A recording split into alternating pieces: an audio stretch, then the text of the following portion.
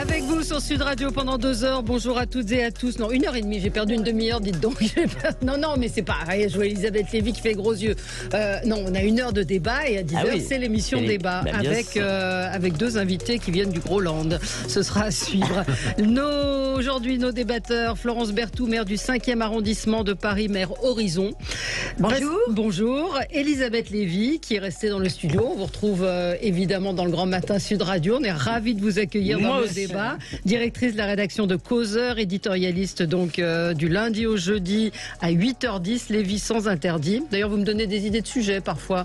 Ah bah merci, chère Valérie. C'est vrai. Avant-hier, c'était quoi? Je me souviens plus.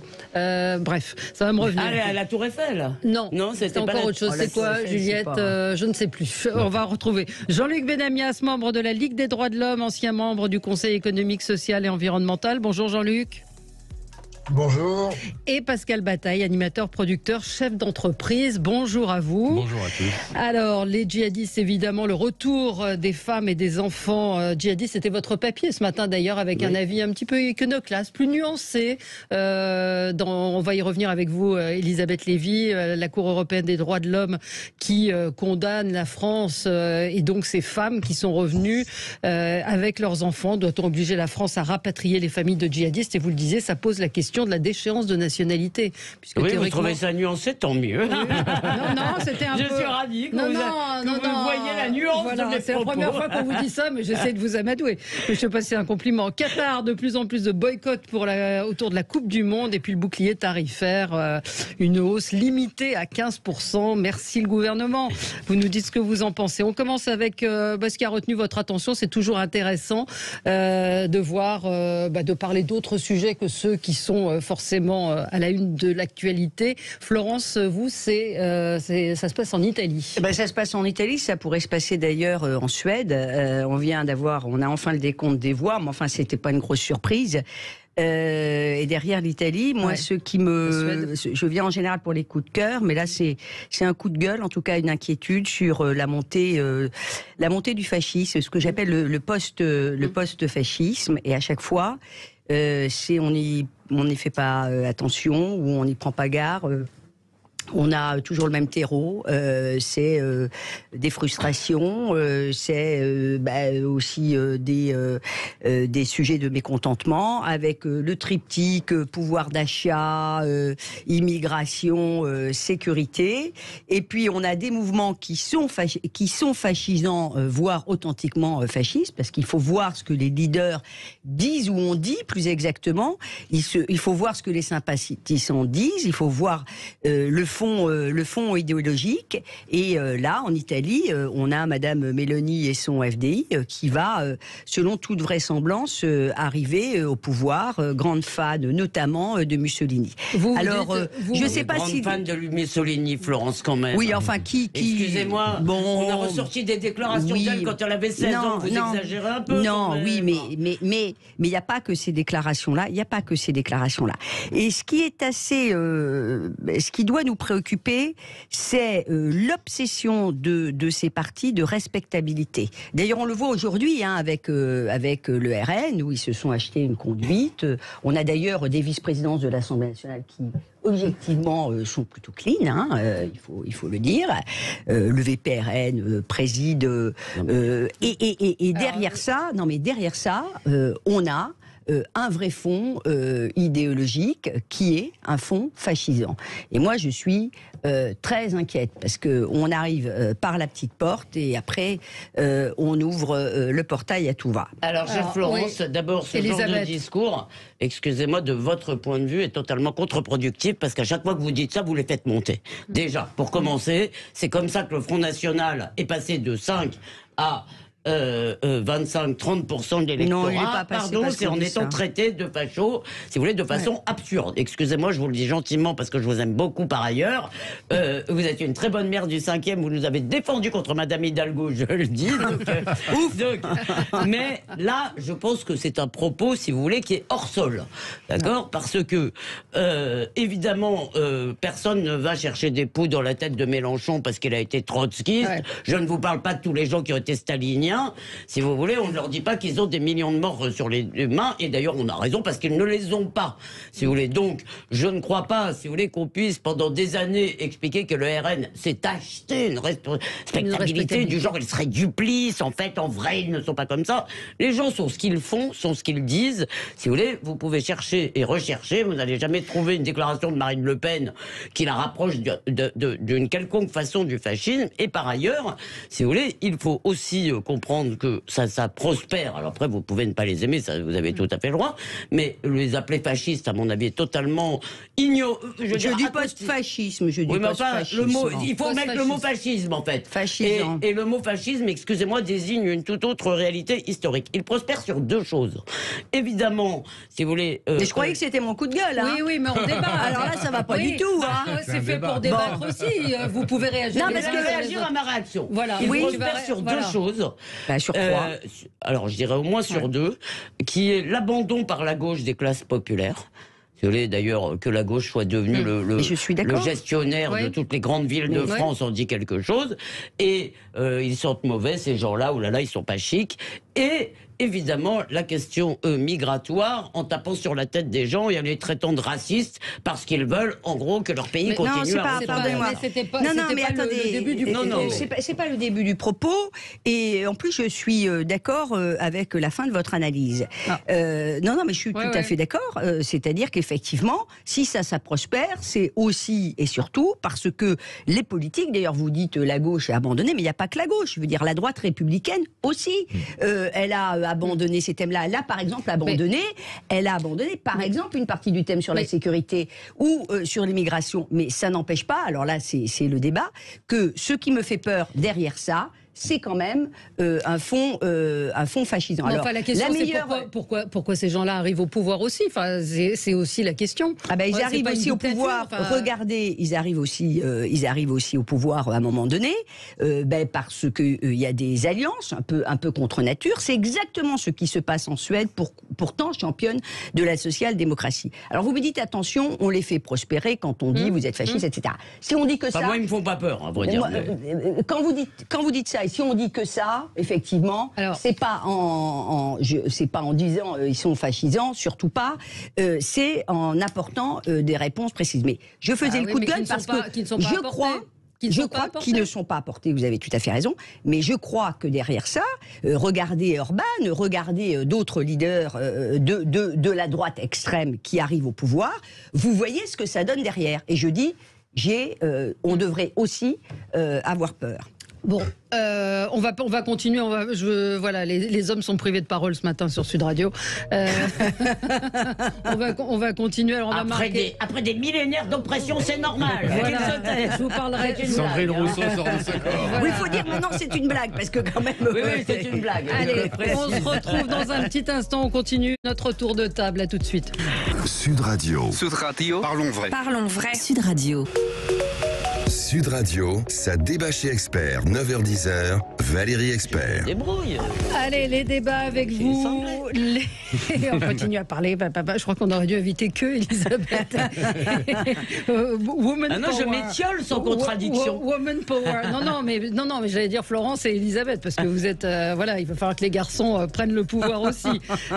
Pascal, vous, c'est on va passer à vous, Pascal Bataille, coup de cœur. Un petit coup de cœur sur le discours, en général le discours d'Ursula von der Leyen hier, et notamment effectivement son intention de taxer provisoirement les super profits et de plafonner les revenus de l'électricité. Je ne veux pas entamer un débat sur l'intérêt de cette mesure et sur le fait qu'il serait, à mon avis, moral et sain économiquement de la concrétiser, mais j'aime bien, parce que c'est assez rare quand le courage politique vient de l'Europe, et j'aime bien quand effectivement la bonne voie, me semble-t-il, est dictée depuis là-haut, et que c'est plutôt cette parole-là, en plus venant d'une femme. Moi, je trouve qu'elle a beaucoup de courage, cette femme, depuis qu'elle est amenée à s'exprimer régulièrement. Et surtout, moi, sa réplique à Manon Aubry,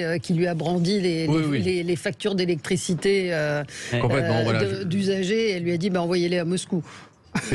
Voilà, je pense que le sens de la répartie en plus. Voilà, au moment où chez nous on remet de plus en plus en cause les mesures de représailles contre la Russie, je pense que tous ces partis amis de nos amis russes, que ce soit les complices objectifs que sont Mélenchon ou le Rassemblement national, je pense que c'est important de voir qu'il ne faut pas lâcher. Et elle l'a dit très clairement, il faut continuer effectivement ces mesures et il faut pas lâcher la bride à Poutine. Donc voilà. Bon. Jean-Luc, alors ce coup de gueule, vous avez été refusé. Je mettrai un bémol à tout cela. Oui, allez-y. Alors vous voulez réagir, Madame von der Leyen. Oui. Et c'est mon coup de gueule en même temps. Sur l'agression de l'Azerbaïdjan par rapport à l'Arménie. Pays souverain, les deux pays sont souverains. Et qu'est-ce que vient de faire Madame von der Leyen avec l'accord de l'Union européenne? C'est de passer un accord sur la livraison de gaz avec l'Azerbaïdjan. Je n'apprendrai à personne que l'Azerbaïdjan est en contact permanent avec la Turquie d'Erdogan, qui est en contact permanent avec M. Poutine.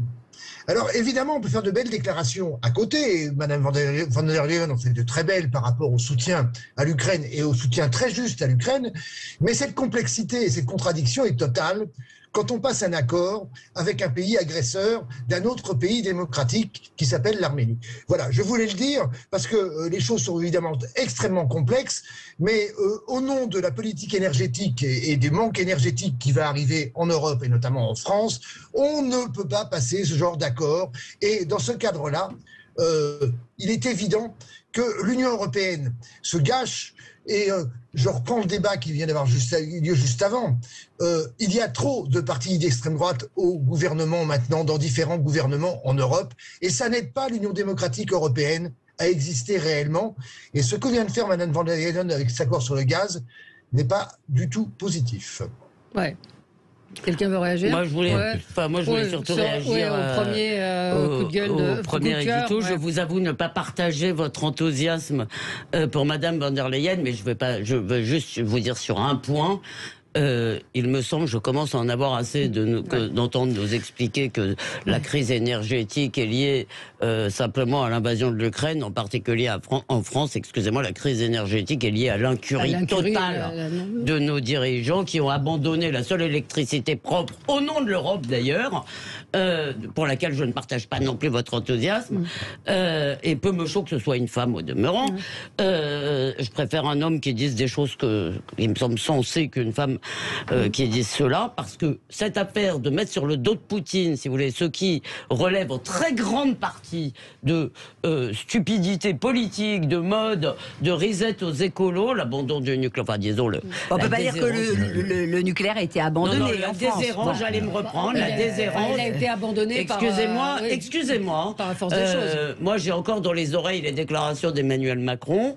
On a perdu notre savoir-faire.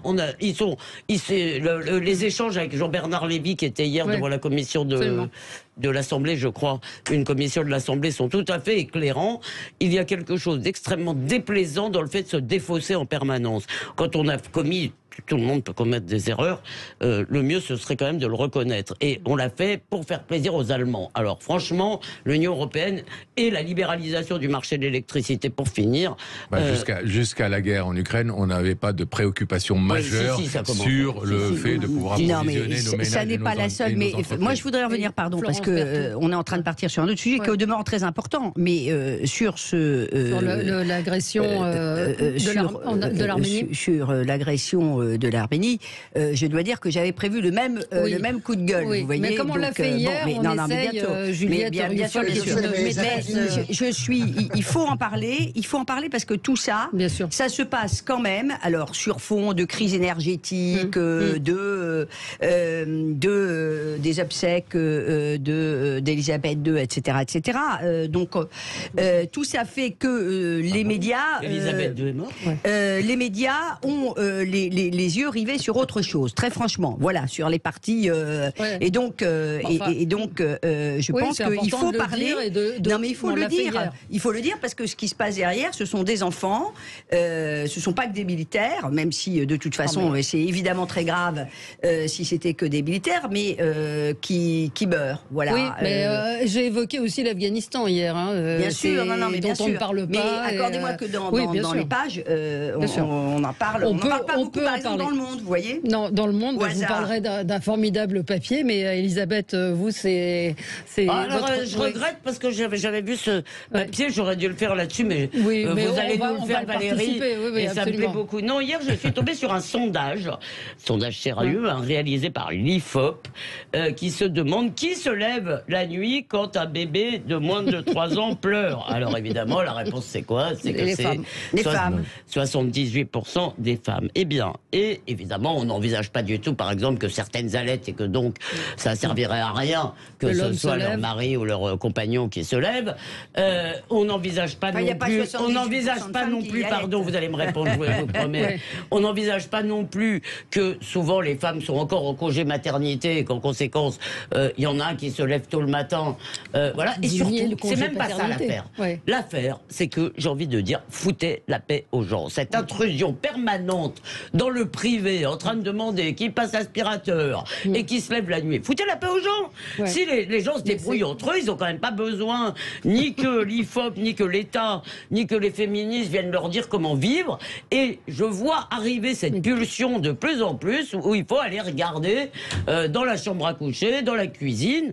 Je veux dire, mais ils ont fait ce sondage pourquoi? C'est pour une société, j'imagine, non? Attendez, ça doit être pour une société. C'est pour une oui, c'est pour une société. Non, mais c'est ça qui est intéressant, médical. Tout ça n'est jamais très innocent. C'est pourquoi on le fait. C'est pourquoi. C'est pour.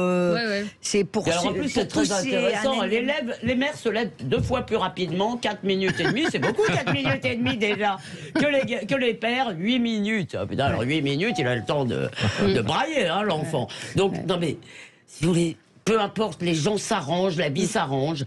Et par ailleurs, on voit bien que des progrès immenses du point de vue du droit des femmes, de l'égalité ont été réalisés, et les féministes passent leur temps à pleurnicher et à nous transformer en victimes. Je ne peux plus supporter ça. Alors, je vais vous parler de cet article qui est paru dans Le Monde qui s'appelle « La consultation gynécologique est un espace fondamentalement ambigu pour les femmes ». Que Le Monde publie donc un article, une interview sur cette sociologue, je ne sais pas où elle exerce, elle est dans une université.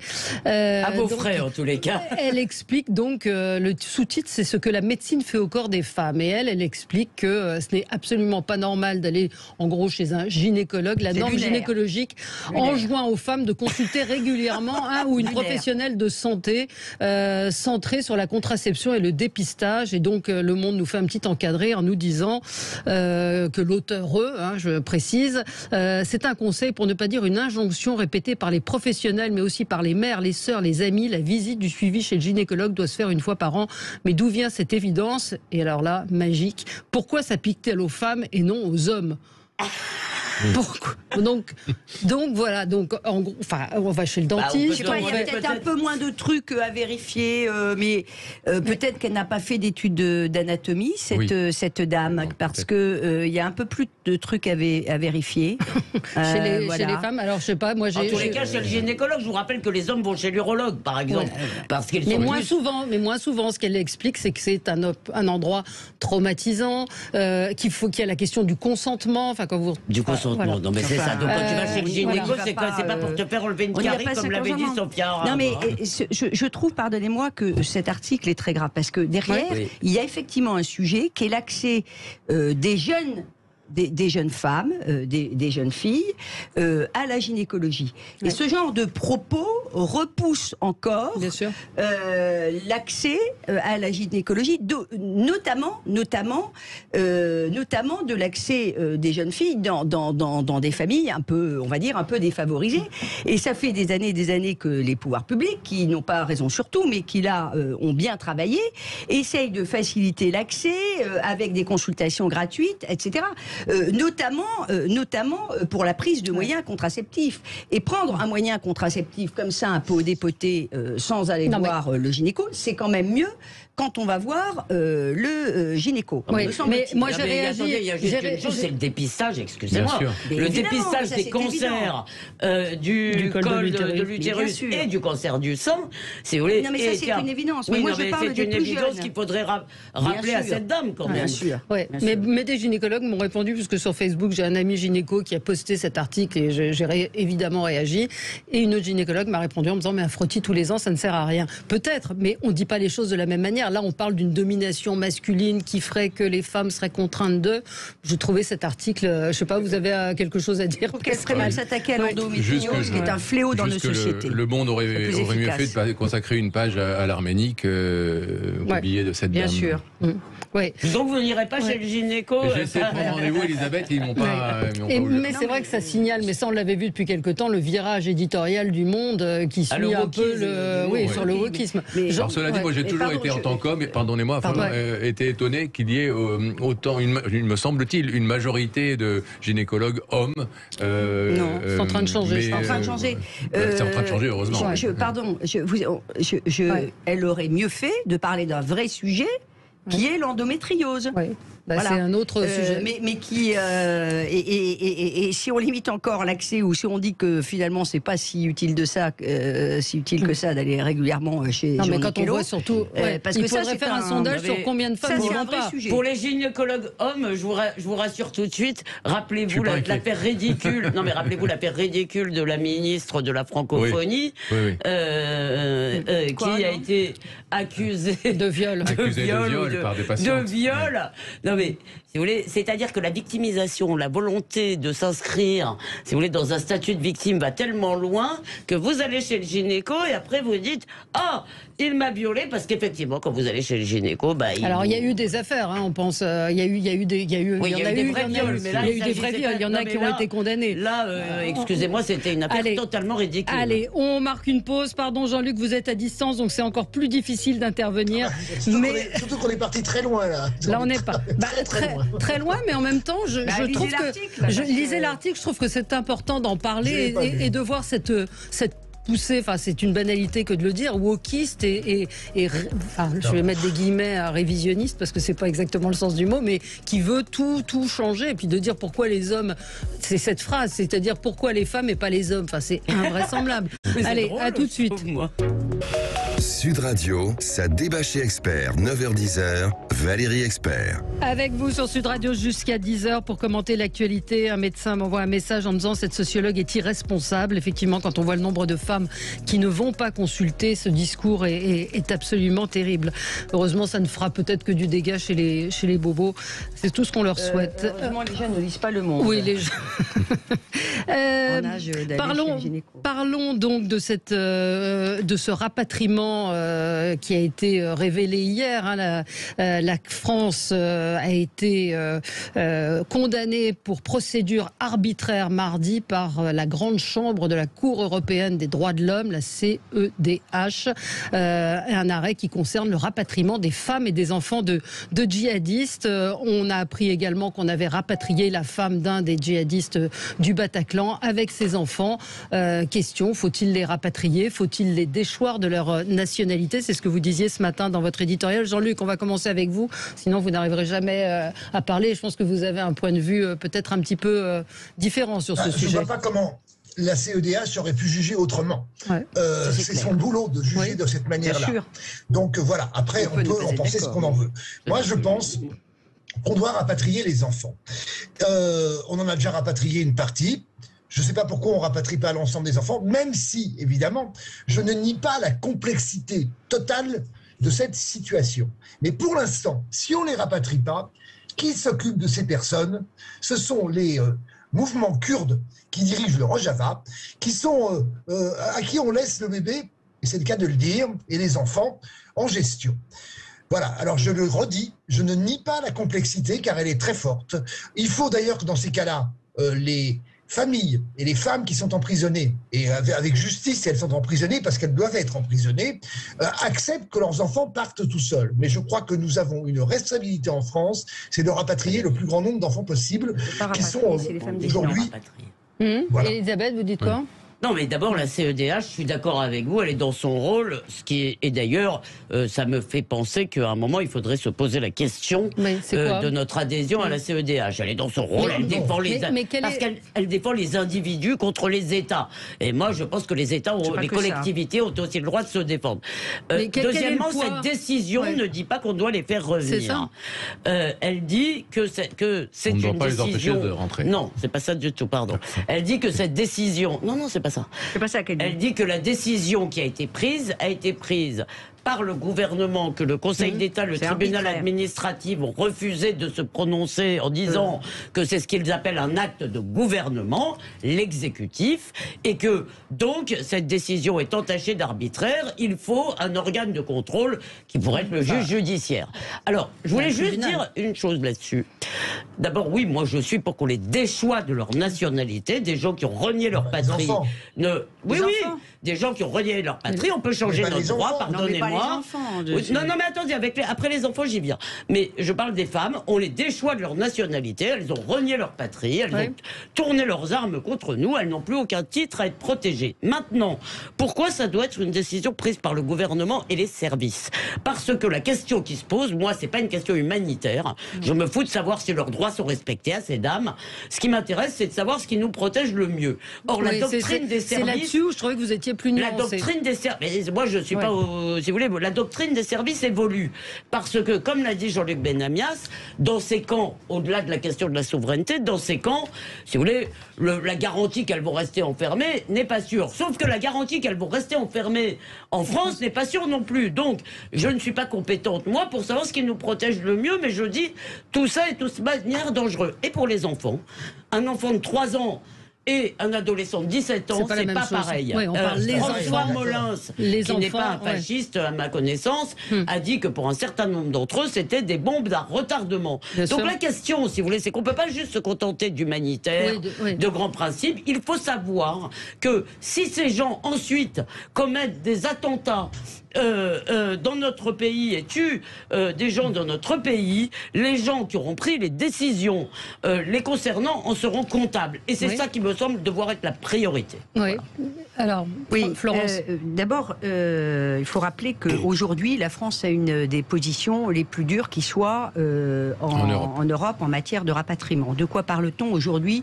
C'est à peu près une centaine de femmes et 250 femmes. Alors la doctrine jusqu'à présent de la France, c'était on rapatrie, à quelque chose près, on rapatrie uniquement les enfants, s'ils sont orphelins, s'ils sont malades, si les mères acceptent que les enfants partent. Parce que certaines ne veulent pas. Alors, tout à fait. Alors, voilà où on en est aujourd'hui. Et puis il y a eu ce mois de juillet, dont on parle pas beaucoup, mais enfin le mois de juillet, il y a eu 35 mineurs et 16 mères de famille qui ont été rapatriées. Tout à fait, qui ont été rapatriées. Là où je suis pas d'accord du tout avec ma camarade, c'est que c'est pas parce qu'il y a un problème qu'on ne doit plus adhérer, évidemment, à la CEDH, qui ne fait pas que de défendre des individus contre l'État, qui fait ce que fait notre Constitution, ce qui fait nos lois, c'est-à-dire fixer des règles communes à tous. Et qui s'opposent très souvent au vœu du peuple français. Et il y a une règle, donc je pense que c'est juste un peu plus nuancé que ça. Et il y a une règle qui dit, c'est comme ça, c'est l'article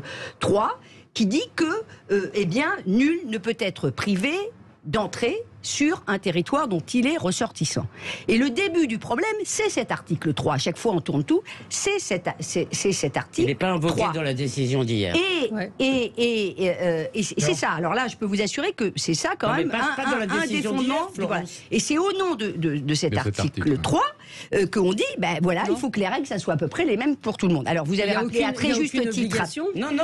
Mais il n'y a pas d'obligation. Dans sa décision d'hier, il y a clairement qu'il n'y a aucune obligation générale de faire revenir ces gens.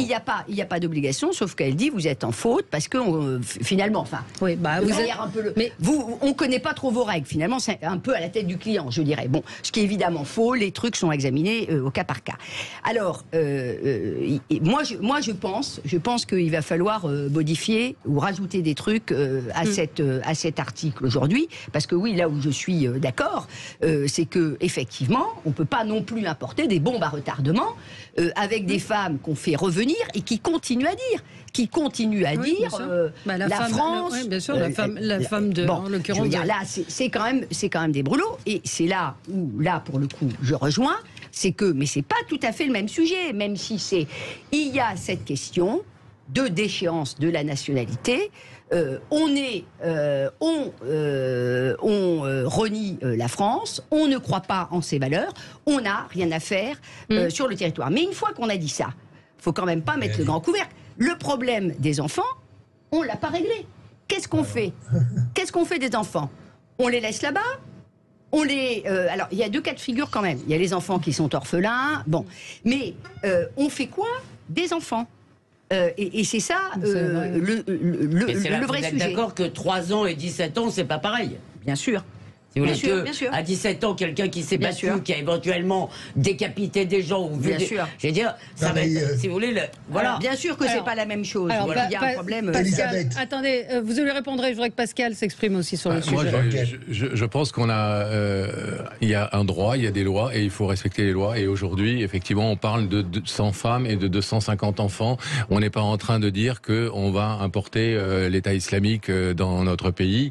Je pense que aujourd'hui, vous pensez, Elisabeth, qu'il faut introduire la déchéance de nationalité. Je suis pas loin d'être d'accord avec vous, mais pour l'instant, c'est pas le cas.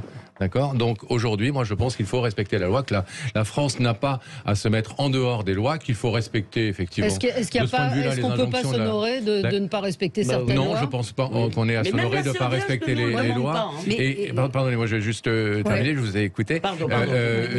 Et je pense qu'effectivement, en l'occurrence, il faut que ces gens aient le droit de rentrer, puisqu'ils ont le droit de rentrer. Il faut, une fois qu'ils sont sur le territoire, les gérer comme on doit les gérer. Je pense que si l'Allemagne ou la Belgique ont réussi à gérer ce problème, pourquoi nous, on en serait incapables? Voilà. Donc, non, là-dessus, maintenant, s'il faut changer la loi, changeons-la. Mais tant qu'on n'a pas changé la loi, il faut la respecter. Quand on voit l'état des services sociaux, qu'on dit qu'on va placer ces enfants dans des familles... Oui, mais alors si on commence à évoquer tous les manquements et toutes les faillites de nos différents services pour dire qu'il ne faut pas respecter la loi, alors on va la respecter dans aucun domaine. On n'a pas besoin de faire venir 3000 personnes pour qu'il y ait des attentats. Mais je pense que si on les fait rentrer, il faut les contrôler, les surveiller et les mettre en les juger pour ceux qui ont besoin d'être jugés. Attendez, Jean-Luc avait d'abord... Il s'agit bien du rapatriement des enfants. Il ne s'agit pas des rapatriements des 15, 16, 17 ans. Il s'agit du rapatriement de jeunes des enfants. Et c'est vraiment totalement différent. Selon la loi, vous êtes un enfant jusqu'à quel âge? Mais, pardonnez. La loi française, c'est qu'on est un enfant jusqu'à 15 ans, à peu près. Voilà. Pardonnez-moi. Parce que tout à l'heure, on parlait de 16-17 ans. Évidemment que des terroristes de 16-17 ans sont aussi dangereux que des terroristes de 30 ans. S'ils ont un petit frère de 3 ans, on fera revenir les deux. C'est ça le problème. Voilà, mais s'il y a un sujet, c'est quand même que là, la France est le pays qui a le plus grand nombre, c'est ça, de ressortissants qui sont djihadistes dans les camps d'Irak et en Syrie. Donc ça peut pas être tout à fait comparé à l'Allemagne et à la Belgique, où vous disiez à juste titre, ils s'en sortent pas trop mal, on va le dire comme ça. C'est pas du tout le même nombre. C'est pas la même chose. C'est pas le même nombre. Et la Cour, ce que dit la CEDH, elle dit pas, attention, c'est quand même important la nuance, elle dit pas faut rapatrier tout ça. Non, c'est ça. Et donc, elle dit le cas par cas, il faut juste que vous soyez capable de l'objectiver. Bon. Oui. Donc on peut quand même aussi s'honorer que la France ait une position qui soit une position beaucoup plus dure pour les raisons que l'on connaît. Il y a quand même des attentats qui ont été des drames absolument... Mais en plus, Florence, est-ce que vous admettez que certaines décisions de l'exécutif, ça s'appelle le pouvoir, ne doivent pas être prises sur la place publique, précisément, et qu'elles peuvent être prises de façon arbitraire, c'est-à-dire sans se justifier. Quand les services de sécurité vous disent telle personne sera plus... C'est ça la question, en fait. Est-ce qu'ils sont plus dangereux là-bas ou ici? La question question, c'est que ce contrôle va s'arrêter à un moment, et vous le savez très bien. Oui, mais c'est la base de la démocratie. Le gouvernement français doit justifier cela auprès de je ne sais pas quelle instance, ça, je ne suis pas d'accord. Voilà. Oui, on adhère à l'Europe ou on n'y adhère pas. Si on y adhère, on doit respecter les... Mais les Danois ont dénoncé. Quand on dit ils sortiront, mais enfin, j'ai bien parlé du Rojava, j'ai bien parlé des Kurdes qui sont au nord de la Syrie et qui gèrent tout cela. Vous croyez que pour eux, libérer des terroristes futurs potentiels serait une base sereine? Absolument pas. Mais c'est pas qu'ils le font exprès. Non, mais pas du tout. Ils ont subi comme d'autres le terrorisme, eux aussi, une guerre atroce qui continue d'ailleurs. Vous savez mieux que nos services alors. Parce que nos services ont l'air de considérer que ces camps kurdes en Syrie ne sont pas, c'est pas une question de mauvaise volonté, c'est une question de gens qui n'ont pas tous les attributs de la souveraineté. Et nos services secrets ont l'air de considérer que ces camps kurdes en Syrie ne sont pas d'une sûreté absolue. Mais il n'y a pas, cela dit, là où je peux vous rejoindre, cher Jean-Luc, c'est qu'il n'y a pas de solution absolument sûre. Parce que s'ils viennent en prison, s'ils viennent en... Mettons les femmes, là je parle des femmes, pour celles qui ont participé, qui sont parties volontairement, etc. Donc, qui continuent à dire qui vont être jugées, mettons, on va les juger et les enfermer en France. On sait très bien ce qui va se passer dans 5 ans. Donc, pas 5 ans, en général. Non, parce que elles ne sont pas criminelles, elles n'ont pas tenu les armes elles-mêmes. Donc, dans 5 ans, vous en aurez certaines qui sont dehors. Et là, vous n'avez absolument aucune espèce de garantie. Je vous rappelle que le père Hamel a été assassiné par un type qui avait un bracelet électronique. Donc, si vous voulez, le suivi après, je lui fais peu confiance. Mais la réalité, c'est que c'est à nos services de décider entre les deux. Bien sûr. Voilà, il n'y a pas de solution à 100%, ça c'est vrai. Allez, il est 9h45, on marque une toute petite pause de pub et on se retrouve dans un instant avec vous sur Sud Radio. Sud Radio, ça débat chez Expert, 9h-10h, Valérie Expert. Et nous débattons, je voulais c'est dans l'actualité, parler du Qatar. On l'avait évoqué déjà il y a 1 an. Et là, à quelques semaines du début du mondial de football, on voit que différents médias disent qu'ils vont boycotter l'événement. On a le quotidien de La Réunion, on a un ex-joueur de foot. Enfin, tout ça est un peu timide malgré tout, mais c'est un sujet qui est là. Et c'est vrai que le Qatar, encore une fois, faut-il le rappeler, n'est pas forcément exemplaire ni sur le plan humain, ni sur le plan écologique. Elisabeth, vous disiez que ça n'arriverait pas à ce boycott. Oui, bon, j'ai trop parlé, donc c'est la seule chose que je dirais, c'est qu'on peut en parler, mais bien entendu, il y a tellement d'intérêt en jeu et le foot est devenu une telle religion, si vous voulez, que de toute façon, il n'y aura pas de boycott. Donc, il aurait peut-être fallu qu'on s'en soucie un peu avant. Voilà, vous avez tout à fait raison, il n'y a aucune chance. Oui, et le choix est très préoccupant. Jean-Luc Benamia. Le choix de la Fédération internationale de football de choisir le Qatar comme lieu de la Coupe du Monde date d'il y a maintenant près de à peu près une dizaine d'années. Donc, parler boycott maintenant, je trouve ça totalement normal. C'est déjà arrivé, rappelez-vous, en 1978, sur la Coupe du Monde en Argentine, en pleine dictature. Le débat avait eu lieu très tardivement, comme là. Et alors qu'il y ait que des gens boycottent, notamment que Éric Cantona a dit qu'il ne regardera pas la Coupe du Monde, que le quotidien de La Réunion dise qu'ils ne suivront pas la Coupe du Monde, très bien. Le problème derrière, c'est qu'effectivement, le Qatar, et notamment en France, joue un rôle important. Donc moi, on peut discuter. Et dans le foot, les Qataris jouent un rôle très important. C'est moins qu'on puisse dire, puisqu'on on a notre grand club parisien qui n'est pas absent de la présence du Qatar, ça n'a échappé à personne. Donc voilà, moi, ce que je vois là-dedans, c'est que il y a une position prise par Amnesty International qui est de demander à ceux qui vont participer à cette Coupe du Monde de signifier un certain nombre de choses, de parler, de causer par rapport d'abord au problème de la construction de stades dans un pays qui n'en a pas vraiment besoin, de parler du problème des salariés qui ont travaillé là-dedans, qui sont souvent sous-payés, exploités, plus esclaves que réellement salariés, et tous ceux qui sont morts, d'exprimer un certain nombre de choses. Pour le reste, on ne peut pas demander au monde du sport de régler les problèmes internationaux et de régler ce genre de problème. Mais il est vrai que ces grandes fédérations internationales, que ce soit la FIFA ou le CIO, font vraiment abstraction des droits humains, c'est le moins qu'on puisse dire. Alors, Moi, je souscris totalement à ce qui a été dit à la fois par Elisabeth et à la fois par Jean-Luc, mais c'est beaucoup trop tard pour soulever ce problème de cette façon. En tout cas, le problème d'un boycott, etc. C'est un scandale, c'est honteux que on ait confié l'organisation de cette Coupe du Monde à ce pays-là.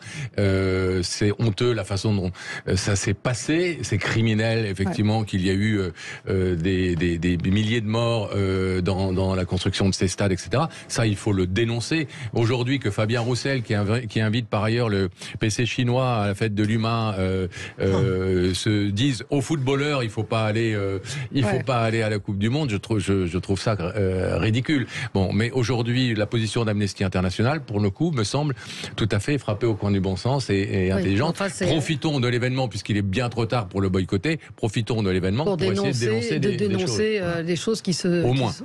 Oui, et puis peut-être aussi...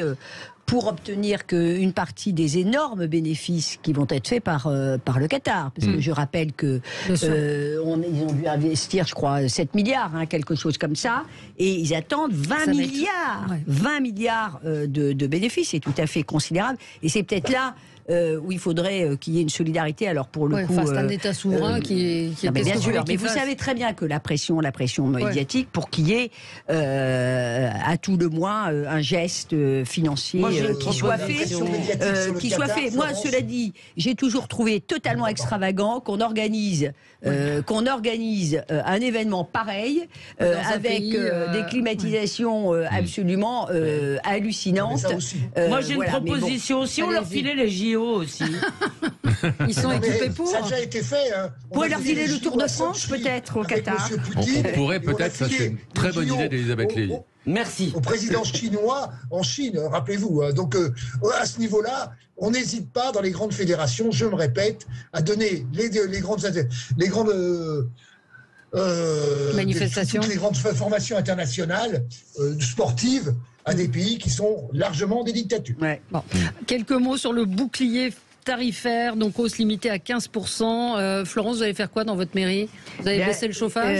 Alors d'abord, moi je suis la première mairie qui pris la décision d'arrêter d'éclairer. Alors pour des raisons qui étaient patrimoniales, uniquement patrimoniales à côté du Panthéon. C'est vrai que pour des raisons esthétiques et patrimoniales, j'avais demandé à ce qu'on éclaire il y a quelques années, enfin depuis que je suis maire, 2014, la mairie. Donc j'ai pris les devants pour qu'à partir de 21h, on arrête l'éclairage. Et sujet, parce que la ville de Paris a dit toutes les mairies seront éteintes à 22h, et moi je trouve ça très bien, sauf qu'on n'a pas parlé du matin, parce que le matin, on éclaire à nouveau, souvent 2h ou 3h. Alors, ça, c'est la première chose. La deuxième chose, c'est qu'à 21h, j'ai un système où tous les ordinateurs, parce que vous pouvez demander à tous les collaborateurs, tous les organismes associés que vous accueillez d'éteindre des ordis, il y a toujours, comme on dit un peu trivialement, des trous dans la raquette. Donc, il y a un système qui éteint tout. Mais ce qu'il faut surtout, c'est qu'on ait des formations, mais qui ne soient pas des formations Tupperware, si je puis me permettre, des vraies formations pour qu'on comprenne ce que c'est. Moi, la première chose que j'ai demandé, c'est si on éteint la lumière, eh bien, c'est un gain de combien de kilowattheures? Bon, et alors on m'a dit mais c'est formidable, on va gagner ces 400 kilowattheures. Très bien, mais dites-moi 400 kilowattheures, c'est quoi? Mais c'est ça, mais c'est drôlement important pour nous inciter à être tous collectivement responsables. Je trouve que alors attendez, je termine juste pour gagner des bouts de chandelle. Pardonnez-moi, c'est pas du tout des bouts de chandelle, c'est pas du tout des bouts de chandelle. Et moi je suis, alors pardonnez-moi, là je vais peut-être être un peu en colère. J'en ai assez d'entendre des personnes dire à longueur de journée mais c'est des économies de bout de chandelle, mais on va pas faire ci, mais on va pas faire ça, ce qui est évidemment le prétexte à ne plus rien faire.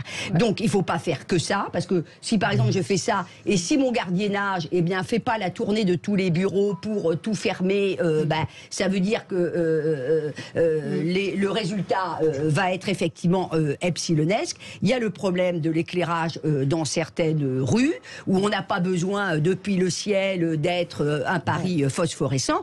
Il faut tous qu'on s'y mette. Mais vraiment qu'on s'y mette. Il faut faire des formations.